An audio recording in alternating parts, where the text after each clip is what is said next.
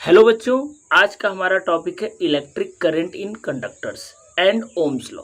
यानी हम लोग देखेंगे कि करंट जो है वो कंडक्टर के साथ कैसा बिहेव करता है और इसके रिगार्डिंग जो ओम्स ने एक लॉ दिया था, जो फार्मूला आई होप आपको पता होगा, V is equal to IR।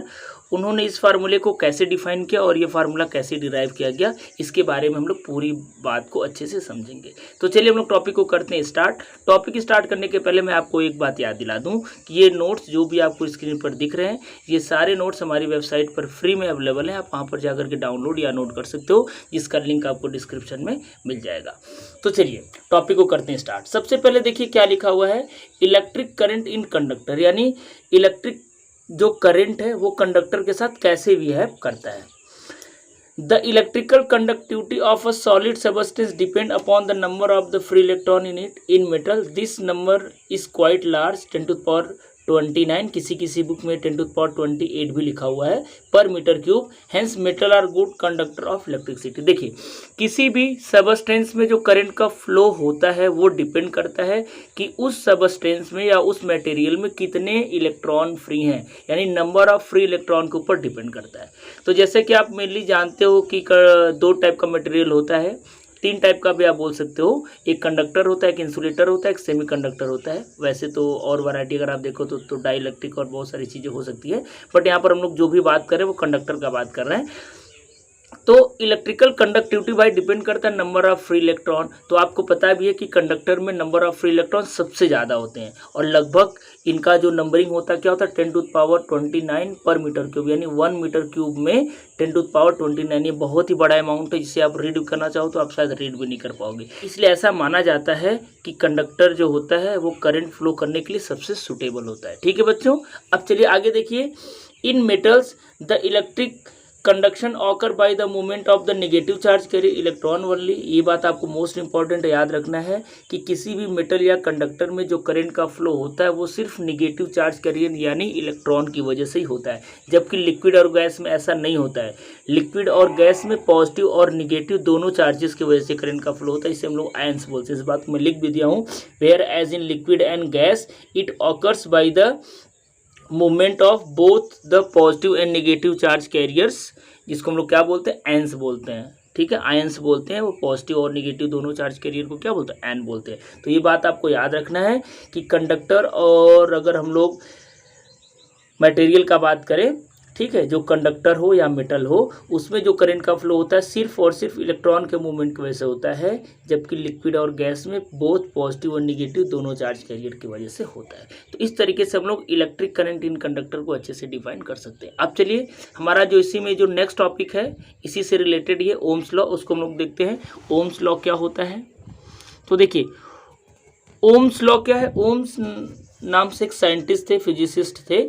उन्होंने करंट और वोल्टेज के रिगार्डिंग क्या क्या स्टडी किया और उन्होंने कंक्लूड किया, क्या कंक्लूड किया कि ये जो वोल्टेज होता है, जो वोल्टेज डिफरेंस होता है या इसी को पोटेंशियल डिफरेंस बोलते हैं, ये डायरेक्टली प्रोपोर्शनल टू होता है करंट। यानी जैसे मान लीजिए हमारे पास एक कंडक्टर है, सपोज करो जैसे ये पेन ही आपका कंडक्टर मान लीजिए, ठीक है, ये आपके पास एक कंडक्टर है।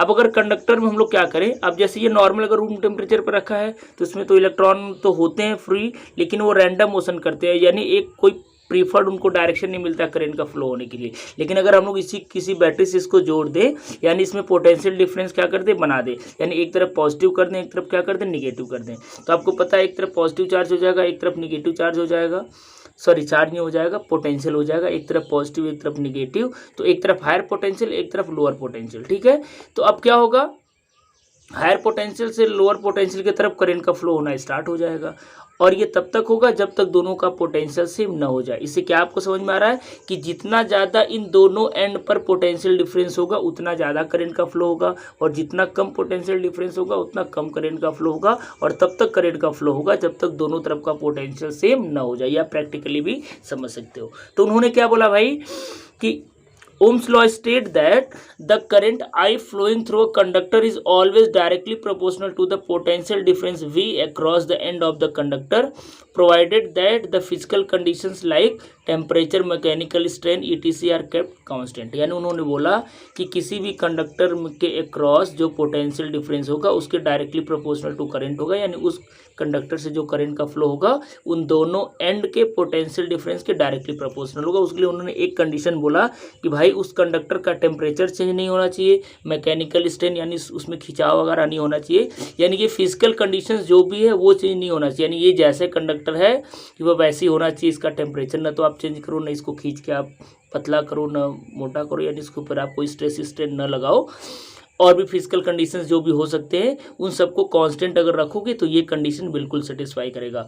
तो उनके हिसाब से I is directly proportional to या V directly proportional to I। इसका मतलब ये होता है कि I जितना बढ़ेगा V भी उतना बढ़ेगा, I जितना घटेगा V भी उतना घटेगा। अब चूंकि डायरेक्टली प्रोपोर्शनल है तो आप इसको I प्रोपोर्शनल टू V लिखो या V प्रोपोर्शनल टू I लिखो, दोनों का मतलब क्या होता है, सेम ही होता है। तो इस तरीके से ये प्रोपोर्शनल साइन हटाने के लिए कांस्टेंट लिया जाता है और उस कांस्टेंट को हम लोग क्या बोलते हैं, आर बोलते हैं। जहाँ पर आर को हम लोग क्या बोलते हैं, रेजिस्टेंस ऑफ कंडक्टर बोलते हैं। यहाँ पर लिखा हुआ भी है where R is equal to resistance of conductor. तो इस तरीके से ये प्रोपोर्शनल साइन हटाने के लिए आपका एक आर आया।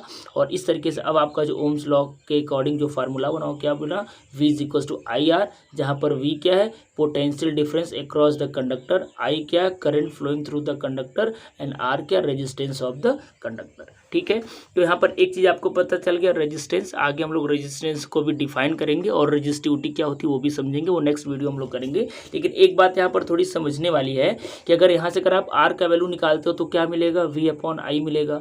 दैट मीन्स आपको यहाँ पर ये लग रहा होगा कि जो R है वो V और I के ऊपर डिपेंड करता है, लेकिन एक्चुअल में प्रैक्टिकली ऐसा नहीं होता है। ये जो रेजिस्टेंस होता है वो V और I के ऊपर डिपेंड नहीं करता है। तो किसके ऊपर डिपेंड करता है, तो ये शेप और साइज के ऊपर डिपेंड करता है, और ये जो मटेरियल, जिस मटेरियल का ये कंडक्टर बना हुआ है उसके नेचर के ऊपर भी डिपेंड करता है। तो इस बात को मैं देखिए नोट करके लिख दिया हूँ, the value of resistance of a conductor depend upon the length, shape and nature of the material of the conductor. It does not depend upon the value of V and I। क्योंकि फार्मूले से तो आपको देख के यही लग रहा है कि जो रेजिस्टेंस है वो V और I के ऊपर डिपेंड करेगा, लेकिन एक्चुअल में प्रैक्टिकली ऐसा बेटा नहीं होता है। दैट मीन्स जो रेजिस्टेंस होता है किसी भी कंडक्टर का वो सिर्फ शेप और साइज और किस मटेरियल का बना हुआ है उसके ऊपर ये डिपेंड करता है। ठीक है, तो चलिए हम लोग आगे बढ़ते हैं।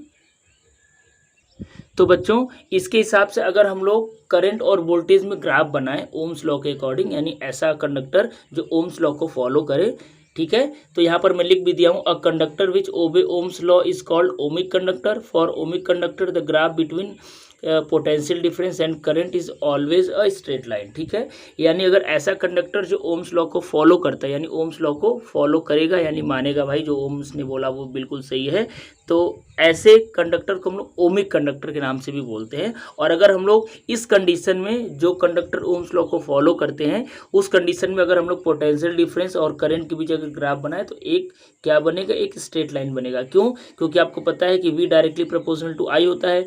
तो एक्स एक्सिस पे अगर हमने V को लिया है और वाई एक्सिस पे अगर हमने I को लिया है, तो V पर अगर हम लोग जितना यूनिट चलेंगे तो उतना यूनिट आपको क्या कहाँ चलना पड़ेगा, एक्स पे भी, वाई एक्सिस पे भी चलना पड़ेगा। यहाँ पर 2 पे चलेंगे तो यहाँ पर भी 2 पे चलना पड़ेगा। तो इस तरीके से कुछ पॉइंट्स आपको मिलेंगे और इन पॉइंट्स को अगर हम लोग क्या करें, आपस में मिला दें तो हमें क्या मिलता है, एक स्ट्रेट लाइन मिलता है। तो इस तरीके से आप इलेक्ट्रिक करंट इन कंडक्टर और ओम्स लॉ को डिफाइन कर सकते हैं। तो आई होप ये वीडियो आपको पसंद आया होगा। अगर ये वीडियो आपको पसंद आया है और अगर आप फर्स्ट टाइम हमारे चैनल पर विजिट किए हैं तो प्लीज़ चैनल को सब्सक्राइब कर लीजिए और बेल आइकन को भी प्रेस कर लीजिए, ताकि जैसे हम नेक्स्ट वीडियो अपलोड करें आप तक वहाँ पर पहुँच जाए। तो इस वीडियो में यहीं तक, नेक्स्ट वीडियो में एक नए टॉपिक के साथ मिलेंगे, तब तक के लिए थैंक यू सो मच।